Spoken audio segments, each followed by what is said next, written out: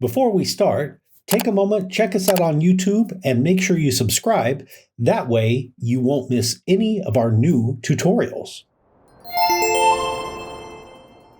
Hey, this is Mike, and in this quick additional video, I want to show you some additional things that you can do as the teacher to give feedback to your students as you're reviewing their writing. Now, in other videos, I've shown you how the AI engine will give you suggestions, and you have the ability to override that, and the AI also will try to flag things, highlight things with possible suggestions. And again, you can edit those and tweak those. You as the teacher also can add your own comments, and it's very easy to do. So if let's say I want to make a comment on that text, you'll notice I just used my mouse to highlight all of that.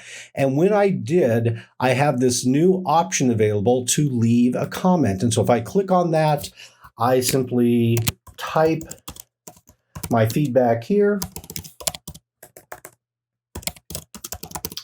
And then I would click save, and anything that I type there, if I click save, then my student is going to be able to see that. So I want to make sure you understand that in addition to the review and the highlights that the AI engine is giving to you, you can also add in your own things. And of course, we encourage you to do that. Students, by the way, have that same option. Whenever you then submit something to them, they will have that tool as well, where they can make a comment to you. They might want to ask a clarifying question. So it's a way for you and the student to have additional dialogue in the context of the assignment within the platform. I will click cancel so I don't save that one.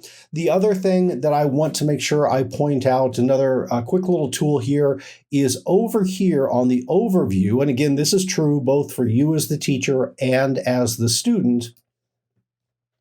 I can just open that up and I can get a list of kind of where I am. So if I want to get the information about the assignment itself, if I want to review the rubric, I can do all of that. And for your students, they would also see a list of any resources that you've included for them. So again, it's a way for them to refer back to your guidance and the resources that you've provided within the context of the assignment itself.